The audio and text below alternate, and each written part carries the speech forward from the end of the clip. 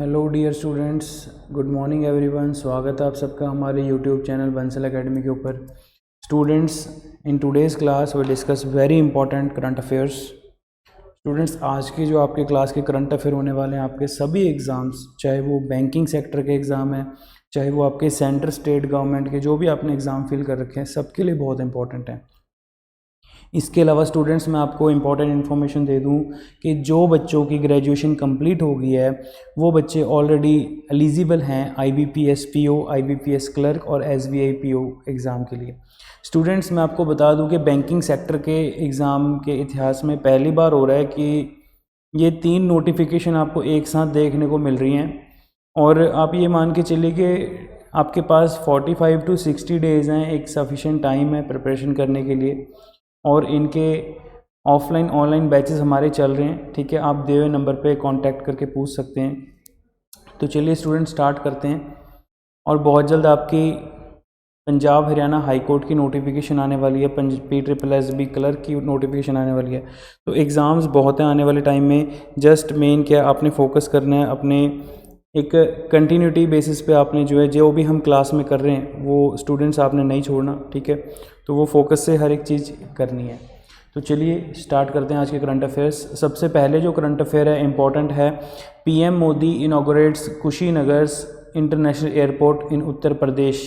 प्रधानमंत्री नरेंद्र मोदी जी ने कुशीनगर जिसे गौतम बुद्ध जी की नगरी भी कहा जाता है, जहाँ पे गौतम बुद्ध जी अपने लास्ट टाइम पे जिन्होंने अपना जीवन व्यतीत किया था उन्होंने, सो वहाँ पर प्रधानमंत्री मोदी जी ने इंटरनेशनल एयरपोर्ट जो है वो ओपन कर दिया। Students, Kushinagar international airport will facilitate the inflow of international tourist as well as outbound of the tourism in the coming years due to a strategic location near Buddhist sites in both North Bihar and Uttar Pradesh.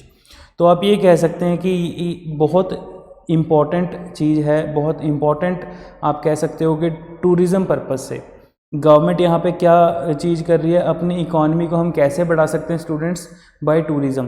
तो जितनी अच्छी हमारी hospitality होगी, जितनी अच्छी हमारी tourism होगा, उतना ही हमारी कंट्री का इकॉनमी भी, हमारी कंट्री की GDP भी ग्रो करेगी, ठीक है जी। सर्विस सेक्टर का पार्ट है। तो यहाँ पर मोदी जी ने कुशीनगर में इंटरनेशनल एयरपोर्ट ओपन किया है, जहाँ से कि देश विदेश से फ़्लाइट्स यहाँ से जाएंगी, रवाना होंगी और आएंगी, ठीक है जी। ये भी बात आप समझ गए हो। अब नेक्स्ट इंपॉर्टेंट पॉइंट ये है कि मोदी जी ने इसके अलावा ये भी कहा है कि पूरे इंडिया में हम 200 से ज़्यादा एयरपोर्ट खोलेंगे जो डोमेस्टिक और इंटरनेशनल दोनों होंगे, जिससे कि मेक इन इंडिया कॉन्सेप्ट और हमारे देश में ज़्यादा से ज़्यादा लोगों को रोज़गार मिलेगा। मेक इन इंडिया कॉन्सेप्ट जो है और बड़े लेवल पे और बड़े स्केल पे काम करेगा, ठीक है। तो यहाँ पर स्टूडेंट्स देखें, PM Modi inaugurates Kushinagar international airport in Uttar Pradesh on October 20 अक्टूबर 2021 को उद्घाटन हो चुका है। ये क्वेश्चन आपके एग्ज़ाम के लिए बहुत इंपॉर्टेंट है, ठीक है जी। मैं बार बार कह रहा हूँ, इसी बात पे ध्यान दे रहा हूँ स्टूडेंट्स, ये क्वेश्चन आपके एग्ज़ाम में डेफिनेटली पूछा जाएगा, ठीक है। तो यहाँ पर श्रीलंका के प्रेसिडेंट बुलाए गए थे और डेलीगेट्स आए थे, ठीक है। सो यहाँ पर मोदी जी ने बहुत इंपॉर्टेंट बात की है, महापरिनिर्वाणा साइट ऑफ तथागत गौतम बुद्धा। तो महापरिनिर्वाणा मीन्स जहाँ पर वो आप कह सकते हैं ज्योति ज्योत समाये थे, लास्ट टाइम अपने ज़िंदगी का आखिरी समय वहाँ पर व्यतीत किया उन्होंने।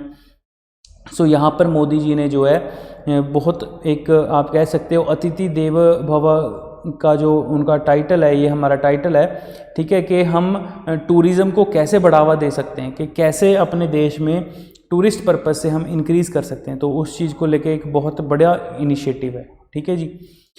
आगे स्टूडेंट्स, नेक्स्ट न्यूज़ है very very important, India, Israel, USA and UAE। यहाँ पर United states of America and United Arab Emirates, Israel और भारत, इन चारों देशों ने मिलकर एक अपना international forum for economic establish किया है। वेरी वेरी इंपॉर्टेंट, आपके एग्ज़ाम में क्वेश्चन पूछ लिया जाएगा कि रिसेंटली किन देशों ने international forum for economic cooperation जो है वो इस्टेब्लिश किया है, किस पर्पज़ से किया है। तो स्टूडेंट्स, यहाँ पर जो है ऑनलाइन कॉन्फ्रेंस मीटिंग में सभी देशों ने जो है पार्टिसिपेट किया, इन चारों देशों ने, ठीक है, जिसमें कि किस चीज़ के लिए हमारी कंट्री की और इन देशों की इकॉनमी इंक्रीज़ हो सके, आपस में बाईलेटरल मल्टीलेटरल ट्रेड जो है हम बढ़ा सकें। So joint forum of economic cooperation union external affair minister S Jaishankar and Israel foreign minister Yair during a quadrilateral meeting with UAE foreign ministers Sheikh Abdul bin Zayed, ठीक है जी, Sheikh Abdul bin Zayed Al Nahyan and US secretary of state attorney Antony Blinken, इन चारों ने मिलकर, quadrilateral means चारों का गठन, ठीक है जी, इन चार देशों का जो ये मीटिंग थी उसमें इन चारों के फॉरेन मिनिस्टर्स ने पार्टिसिपेट किया, ठीक है जी, ऑनलाइन डिस्कशन की, किस चीज़ को लेके कि आपस में हम अपने देशों में कैसे जॉइंट इंफ्रास्ट्रक्चर प्रोजेक्ट ला सकते हैं, बढ़ा सकते हैं अपने देश की इकॉनमी को, ठीक है, अपनी मैरीटाइम सिक्योरिटी होगी, इकॉनमी होगी, ट्रेड हो गया, ट्रांसपोर्ट हो गया, हर पर्पस से, हर एस्पेक्ट से यहाँ पर जो है डिस्कशन की गई है, ठीक है। तो अब जैसे कि मान लीजिए आपको पता है कि बाय सी रूट मैक्सिमम ट्रेड होता है, तो हम मैरीटाइम सिक्योरिटी को कैसे इंक्रीज़ कर सकते हैं, हमारी जो सी वाटर पॉलिसीज़ हैं उसको हम कैसे और बढ़िया इन्हांस कर सकते हैं, इन चीज़ों के ऊपर यहाँ पर डायलॉग्स में डिस्कशन किया गया। So students, very important news, ठीक है जी, बहुत इंपॉर्टेंट है एग्ज़ाम पॉइंट ऑफ व्यू से।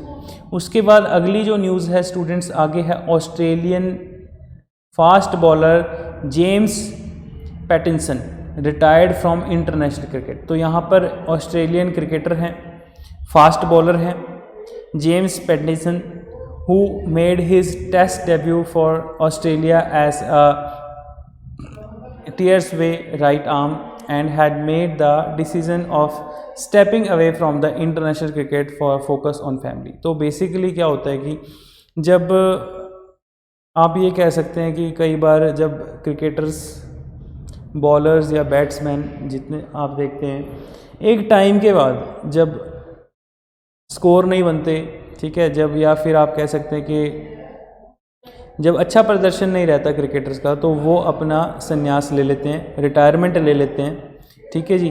तो यही एक समझदारी की बात होती है, ठीक है।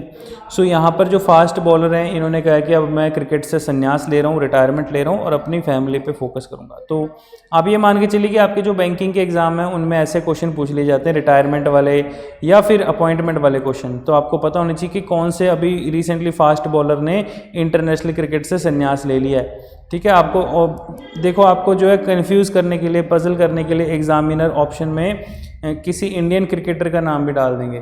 तो आपने अगर पढ़ा हुआ है कि Australian fast bowler James Pattinson ने रिटायरमेंट लिया है, तो आपका आंसर वहाँ पर सही है, ठीक है जी।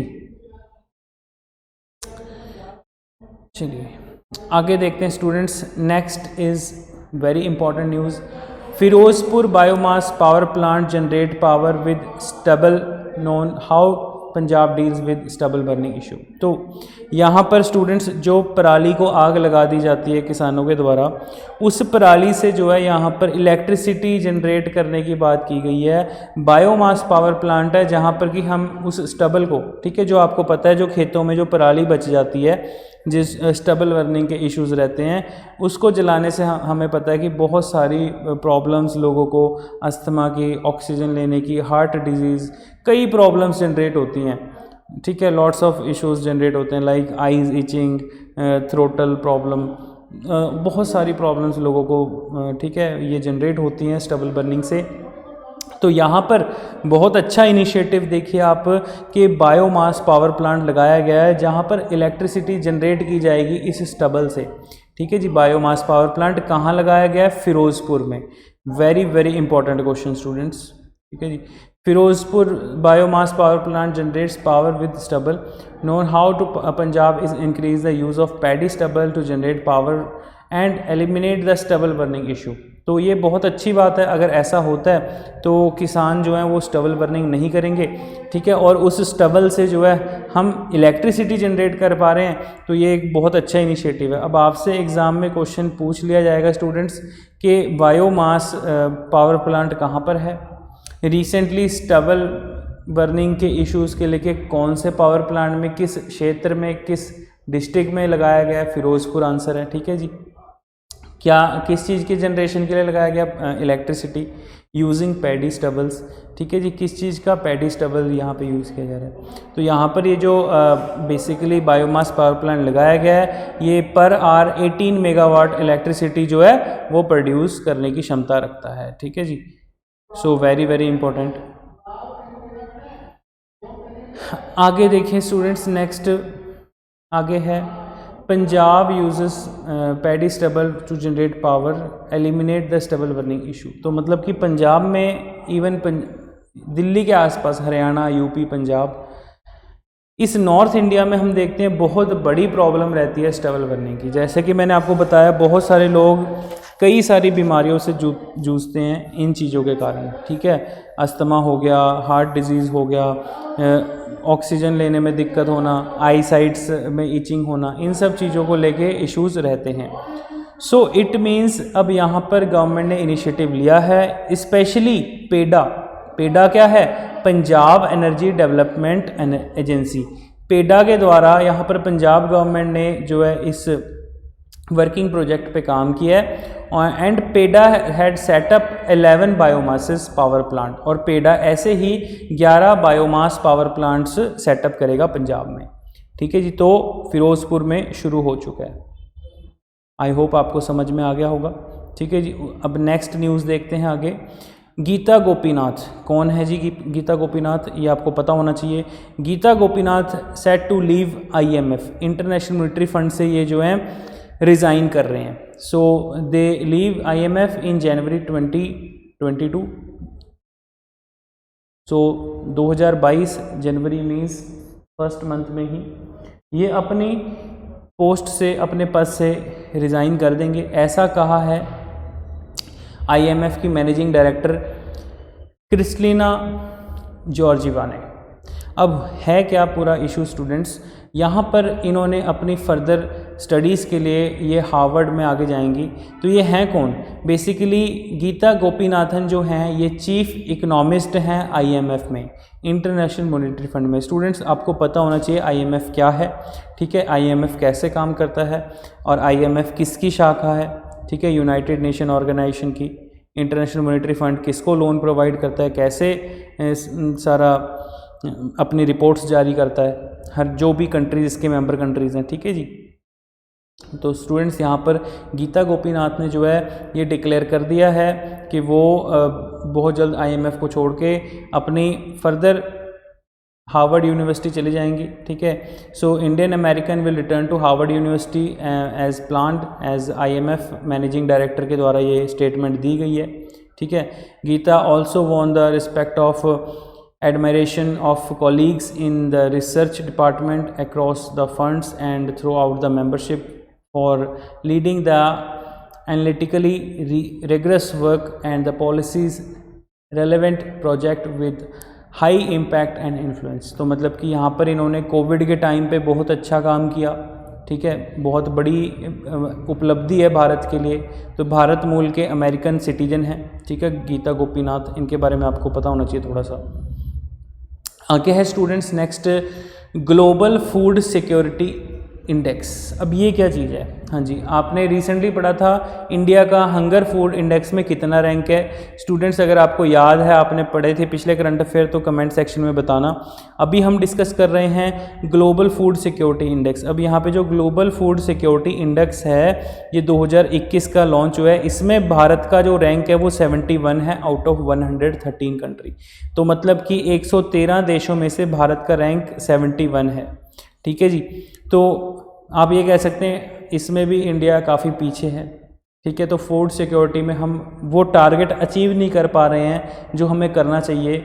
आज भी हमारे देश में बहुत ज़्यादा प्रॉब्लम्स हैं फूड सिक्योरिटी को लेके। सो स्टूडेंट्स, यहाँ पर ग्लोबल फूड सिक्योरिटी इंडेक्स की जो रिपोर्ट ये आई है, ठीक है जी, इसमें भारत का रैंक आपको पता चल गया। सिर्फ यही आपके एग्ज़ाम में डायरेक्ट क्वेश्चन बनेगा कि इंडिया का रैंक कितना है ग्लोबल फूड सिक्योरिटी इंडेक्स में। याद रखना, ग्लोबल फूड सिक्योरिटी इंडेक्स ये अलग इंडेक्स जारी होता है और हंगर फूड इंडेक्स एक अलग इंडेक्स है। वो अलग रिपोर्ट जारी करता है, ठीक है जी। तो यहाँ पर 113 देशों में से भारत का रैंक जो है वो 71 है, ठीक है जी। और आप ये कह सकते हो कि पाकिस्तान का रैंक 75 है, श्रीलंका 77 है, नेपाल 79 है, बांग्लादेश 84 है, ठीक है जी। तो ये भारत से पीछे देश हैं।